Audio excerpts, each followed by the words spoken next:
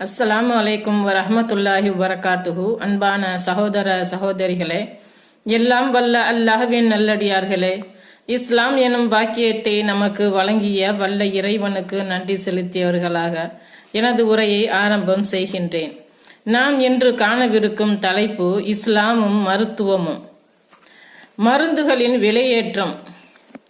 மருத்துவர்களிடம் நோய்க்கான மருந்து சீட்டை வாங்கிச் சென்று வெளி மருந்து கடைகளுக்கு சென்றால் அங்கு சொல்லும் விலைக்கே கூடுதலாக நோயாக தலை சுற்றி மயக்கம் வேறு தொற்றிக் கொள்கிறது. அந்த அளவுக்கு மருந்துகளின் விலையேற்றம் உள்ளது.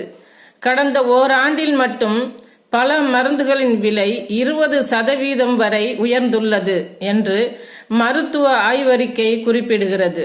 அப்படியெனில் இப்போதைய விலையை சொல்ல வேண்டியதில்லை. சாதாரண மருந்துகளிலிருந்து